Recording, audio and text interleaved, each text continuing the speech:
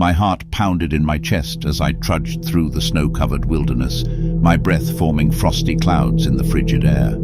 I was on an expedition deep in the Himalayan mountains, searching for evidence of the elusive creature known as the Yeti. I had heard countless stories and legends about this mysterious and terrifying creature, and I was determined to uncover the truth. My team and I had been trekking through the rugged terrain for weeks, enduring bitter cold, thin air, and treacherous slopes. We were seasoned explorers, but the hostile environment and the constant fear of avalanches and frostbite took their toll on our nerves. Still, our determination to find the Yeti pushed us forward. One evening, as the sun dipped below the jagged peaks, casting long shadows over the snow-covered landscape, we made camp in a small valley. The wind howled through the mountains, creating an eerie symphony of whistling and moaning. We huddled around a crackling fire, seeking warmth and comfort.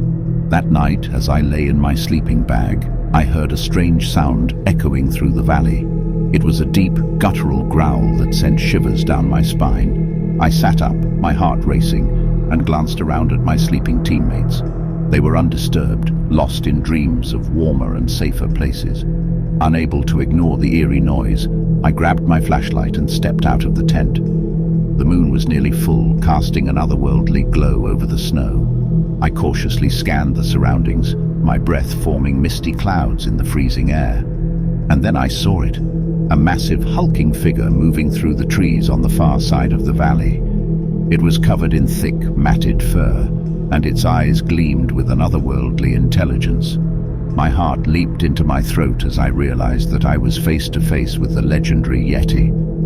Fear coursed through my veins, but I couldn't tear my gaze away from the creature. It moved with an eerie grace, its footprints leaving deep impressions in the snow. The growling continued, low and menacing. I raised my flashlight, its beam piercing the darkness and illuminating the creature's face.